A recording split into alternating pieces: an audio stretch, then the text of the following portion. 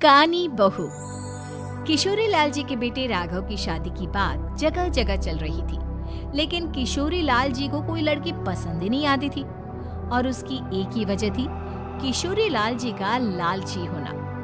उनको लड़की वालों से मोटा दहेज चाहिए था और इसी चक्कर में एक दिन वो एक बहुत पैसे वाले के घर अपने बेटे का रिश्ता लेकर पहुंचे।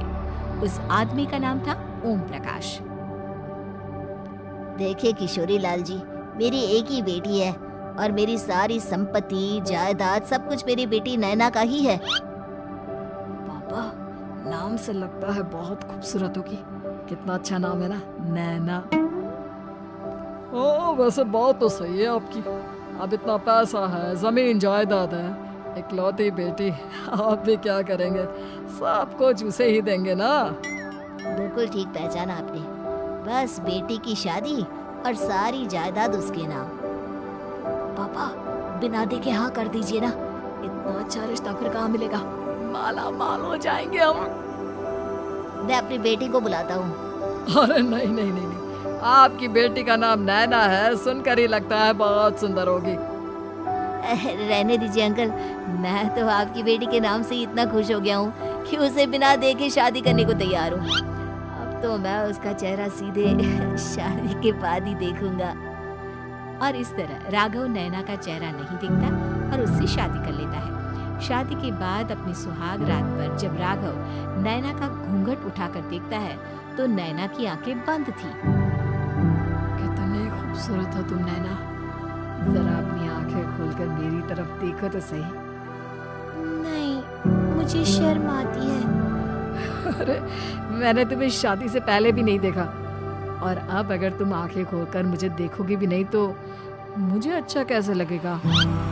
इससे पहले कि नैना अपनी आंखें खोलकर राघव की तरफ देखती, अचानक से लाइट चली गई और राघव नैना को पूरी तरह से देख भी नहीं पाया। अगली सुबह नैना राघव के लिए नाश्ता बनाकर लेकर आई। अरे ये क्या, आधा पराठा सेका हुआ है और आधा बिल्कुल कच्चा। ये तुमने क्या किया नैना? बहू, तुमने क्या आधा पराठा तवे से नीचे लटका कर रखा था जो आधा सेका है और आधा कच्चा? मुझे जितना दिखेगा उतना ही तो सीखूंगी ना पापा जी।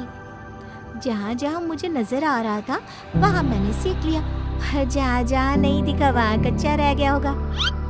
इसका क्या मतलब है? ये कैसा मजाक कर रही है तुम? अरे बहू, तुमने इतना लंबा घूंघट क्यों लगाया हुआ है? देखो, हमारे घर में बहुओं को बेटी की तरह रखा जाता है और फिर तुम तो इतना सारा माल लेकर आई हो। देखो, ये घूंघट डालकर रखने की कोई जरूरत नहीं है। हाँ नैना, पापा जी ठीक कह रहा है, तुम तो आराम से रहो, अपना ही घर समझो। नैना अचानक से अपना घूंघट उठा लेती है। अरे ये क्या पापा, नैना की तो एक आंख फूटी हुई है। नैना, लेकिन ये तो कानी बहू निकली। मेरे साथ धोखा हुआ है, धोखा। बिना दिखाए अपनी कानी लड़की मेरे संग ब्याह थी। मुझे कानी भी नहीं चाहिए। मुझे अभी ओम प्रकाश जी से बात करनी पड़ेगी। आखिर उन्होंने मेरे साथ ऐसा किया क्यों? अरे, आप लोगों ने ही तो पापा से कहा था कि आप लोग शादी से पहले मुझे देखना नहीं चाहते। अब मेरे पापा पर क्यों इल्जाम लगा रहे हैं? अरे लेकिन उन्हें बताना तो चाहिए था ना कि तुम कानी हो, एक आंख से तुम्हें दिखाई नहीं देता। किशोरी लाल और राघव नाराज होकर ओम प्रकाश को अपने घर बुलाते हैं। पापा जी, ये आपने क्या किया? शादी से पहले बताया क्यों नहीं कि नैना की आंखों में परेशानी है? अरे, आप ही ने तो लड़की देखने से मना कर दिया था। और लेकिन आप बता तो सकते थे। आपको तो हमारी बेटी की प्रॉपर्टी चाहिए थी, वो भी पूरी की पूरी। अब क्या हुआ अगर उसे आधा दिखाई देता है? प्रॉपर्टी तो आपको पूरी मिल गई ना। और ये क्या बात हुई? मेरी शादी प्रॉपर्टी से नहीं, आपकी बेटी से हुई है। ये तो पहले सोचना चाहिए था, तब तो मेरी प्रॉपर्टी देखकर तुम्हारी जुबान लपलपा रही थी। लेकिन मैं कानी लड़की को अपनी बीवी बनाकर नहीं रख सकता। पापा, कुछ करिए ना आप।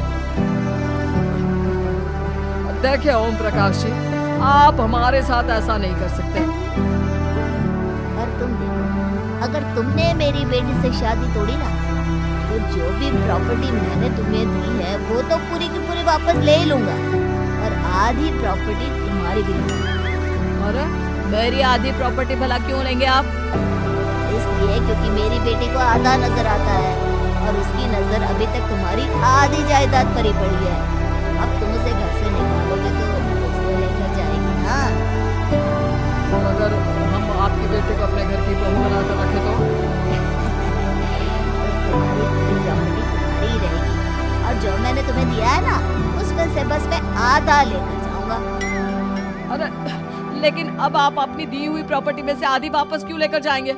अगर मैं आपकी बेटी को अपनी पत्नी बनाकर रखने को तैयार हूँ तो? इसलिए ताकि भविष्य में अगर तुम मेरी बेटी को धोखा दो तो उसके पास कुछ तो रहे जो पति का हो। वैसे मेरे पास तो बहुत कुछ है, लेकिन अपने पति की कोई निशानी तो उसके पास होनी चाहिए ना। अब अगर तुमने मेरी बेटी को कहानी कहा तो तुम्हें प्रॉपर्टी भी कहानी ही मिलेगी, पूरी नहीं। जमाए राजा। किशोरी लाल और राघव समझ चुके थे कि वो बुरी तरह फंस चुके हैं और अब उनके पास वहां से निकलने का कोई चारा नहीं है। अब समझ में आया ना, लालच बुरी बला होती है। एक तो तुम्हें प्रॉपर्टी मिली, ऊपर से बीवी मिली, उसमें तुम्हें नखरे भी दिखाने हैं। आए बड़े, चुपचाप बैठो दोनों। कुछ दिनों के बाद नैना राघव की कार लेकर बाजार घूमने निकलती है और जब कार लेकर वापस आती है, ये क्या? एक तरफ से मेरी गाड़ी पूरी खराब हो चुकी है। लगता है तुमने मेरी गाड़ी को किसी दूसरी गाड़ी के साथ एक्सीडेंट किया है। अरे कितना बड़ा नुकसान कर दिया तुमने बहू। तो क्या है ना पापा जी, मुझे एक आंख से दिखाई नहीं दे रहा था, सामने से गाड़ी आ रही थी।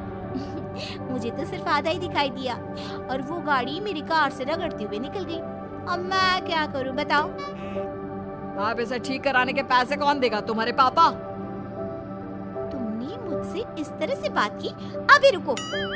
नैना राघव की शिकायत ओम प्रकाश को कर देती है। देखो राघव, अब जो मेरी आधी प्रॉपर्टी तुम्हारे पास थी ना, उसमें से आधी और मैं लेकर जाऊंगा, क्योंकि तुमने मेरी बेटी को डांटा। अरे नहीं नहीं पापा जी, गलती हो गई, माफ कर दो। गलती की तो कोई गुंजाइश ही नहीं। अगली बार मेरी बेटी को डांटा तो बची हुई आधी में से आधी और ले जाऊंगा। लालच के चक्कर में हम दोनों ने बहुत बड़ी गलती कर दी बेटा। एक तो तुम्हें कानी बहू मिली और ऊपर से जो माल मिला वो भी काना। इस तरह राघव की हर एक गलती पर ओम प्रकाश उसकी प्रॉपर्टी का आधा आधा हिस्सा लेकर अपना सारा माल वापस ले गया और राघव को कानी बीवी से काम चलाना पड़ा। भाई लालच वाकई में बुरी बला है।